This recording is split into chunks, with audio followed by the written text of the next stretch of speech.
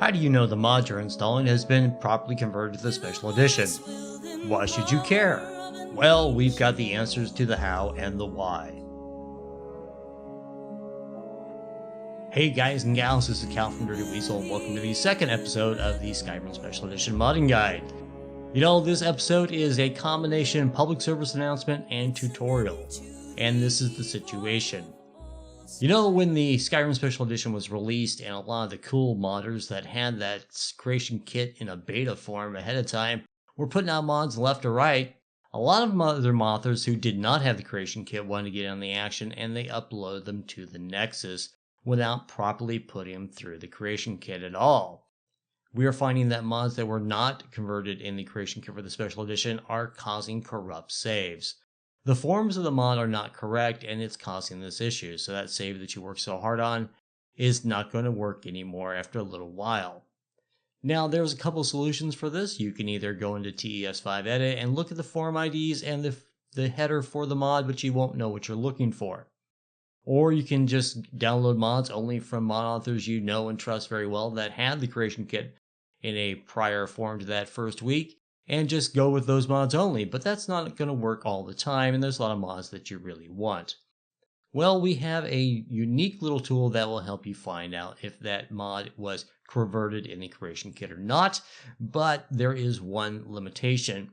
It will not tell you if it was converted correctly in the creation kit. So, but this is a starting point, and you can go ahead and just use it to find out if it was converted in the creation kit for the Special Edition. Let's go to the internet and we will take a look at it. And it is called SSEtranslator by Macguffin. It is mod number 134. Now, before you say anything, I know SSEtranslator is for translating text, but it also has a side effect. And in medicine, we call that an unintended effect or an unlisted use for medication. In this case, a utility. And what it does is, you know, in addition to being able to translate things, it will tell you if a mod is for the Skyrim Special Edition or if it was formatted in the CK for the old RIM, or what we're calling old Skyrim now is old RIM.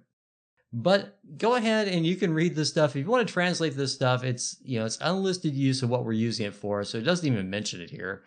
But I found it kind of interesting. So go ahead and go to the file section and just download manually the SSEtranslator and put it on your desktop. I, of course, have it already on my desktop right there. Woo! And we are going to go ahead and open this up. It is one folder. You can go ahead and just drag it and drop it on your desktop. And there it is. Now, I have already prepared a test and it is inside my documents. Right there, you can see I have, for comparison, I have a couple mods in here, and what you're going to need are the ESPs. You can see I'm using bandolier bags and pouches, one from Skyrim and one from the SSE, and they both contain the ESPs, which is what you want for this test. And you can see you have ESPs for both. The reason why they're in different folders is because they're named exactly the same. So they are for the same mod, just one's for Skyrim and one's for SSE. We're going to just close that down. Now, when you open up the folder for Translator, you will see a bunch of information here. You don't need to worry about any of it because we're not using it as a translation tool. We're just using it as an unlisted use. So go ahead and you see the exec right there. I want you to double click on it. And you can see that it will ask you to select the game that you're choosing it for. Go ahead and select it for the Skyrim Special Edition because that's what we're going to be testing it for, right? So this will allow the world space to build for Skyrim SE. And you're going to be presented with set options and languages. You can just go ahead and cancel out of that. And now what you can do is go over here to your file section.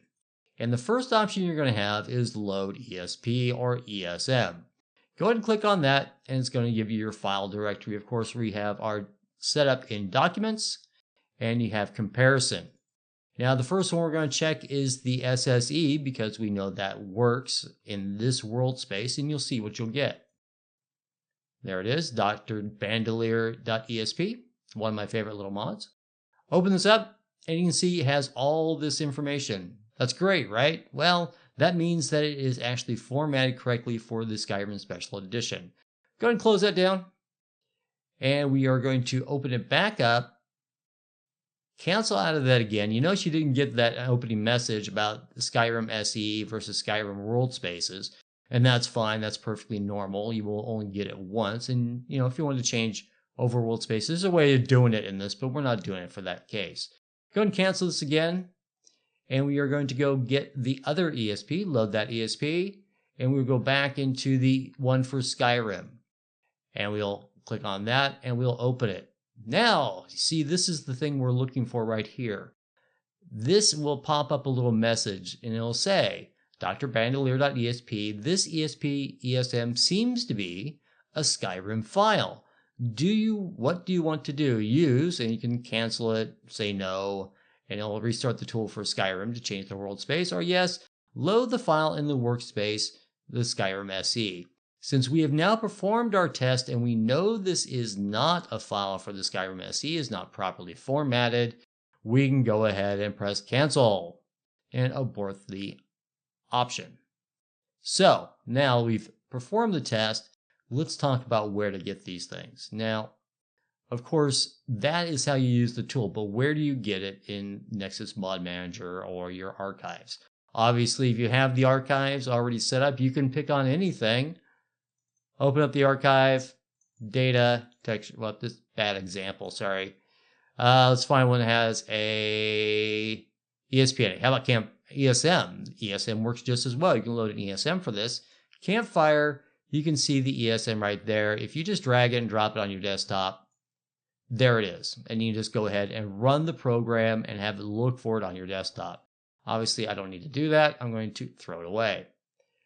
If you want to perform the option from within Mod Manager, Nexus Mod Manager, probably the best way to do it is go ahead and open up your folder, go to the Open NMMs Mods folder, and you can see all your zip files right there if you don't keep an archive. But if you want to go ahead and get the actual mod that you've installed and check it out, go to Virtual Install, open up, and you'll see all the mods. And of course, we'll use Campfire for this example. Open that up, and there's your ESM. You can try and copy it to your desktop. Sometimes that doesn't work. You don't want to mess that up. Just go ahead and copy it manually, and then place it on your desktop. And then you'd have it. So that's one way of doing it. So that's probably the easiest way to look at things, is to check your ESMs and your ESPs using Sse Translator to have that little unintended consequence or unlisted use and find out if your ESPs are correct. So this section is going to be about the SSEedit version that you can go ahead and look things up that I mentioned in the note earlier on in the video. You can do this through SSEedit or Xedit or whatever you want to do. Of course, I have Mod Organizer up just for testing purposes so you can see it. And I've run TS5 edit so I can get all my resources ready to go. And what we're talking about when I say form version is right there. And I'll have a still up so you can see it in the section. And what you do is you find that is just pick any of your ESPs and you go down. This is Cloaks, Dawnguard. You can click on File Header and you can see form version right there. And that means that form version 43 is for Skyrim. And when we go look at the ones for the Skyrim Special Edition, it will be form version 44. But that's basically what it is. If you go through and look at all these things, all of them have the same form version under the file header. That's 43. So we're just going to close that down. We'll go take a look at Mod Manager. Okay, so I have my test bed of mods here, and we are installing. I'm going to run SSEedit. You did install it from the last video, right? Go to launch SSEedit, and you go ahead and click OK. And it's going to load all of your ESPs and ESMs. Now, the same example we use, drbandolier.esp. You click on File Header, and I'll, of course, zoom this in for you because this screen is inordinately small. File Header, and you see form version 44. Now that means that is for the Special Edition, and you can do that with just about every file header you have, and let's just say alternate start, file header 44. And that's been pretty consistent on everything I've looked at. There is one exception to that, is Campfire, oddly enough, is when you click on the file header, it's 43. I've got a message out to Chesko, but I trust him to do it correctly. I'll mention this to him. I got to talk to him about something else, but this is a 43 on this, and the same thing goes with Frostfall. Form header, form version under the file header is 43. I wouldn't worry too much about Chesko in this. I think that he does it correctly, and I wouldn't worry too much. I think that's just something that somehow got missed when he built them. So I'll mention that to him and bring that up. But everything that I've checked is consistent over both platforms. Skyrim, old Skyrim is form version 43, and new version for the SSE is form version 44. So there's the edit, guys. I'm going to get back to your regular programming right now. So that's just a little tip, a little trick. You know, this is a very short video, but a lot of things will be like this. Things that we have to track down and find out if they work correctly. Now, I know there are mods out there that are not properly formatted, but in interest of protecting the mod author's integrity and, you know, giving them an option to go ahead and fix it on their own, I'm going to leave it up to the community to find these things and put it out there. I don't want to do it publicly in a video. That would be inappropriate. So privately contact the mod author, ask them to properly convert their mod through the CK, and then repost it on the Nexus in the form of an updated mod. So that's it for now, guys. Thanks for listening. I hope you enjoyed that little tip and that little trick. I think it's an important thing to get out there so you can save your save files and don't have corruption to ruin all that hard work on your characters. My name's Cal. I'm from Dirty Weasel, and I'm signing off.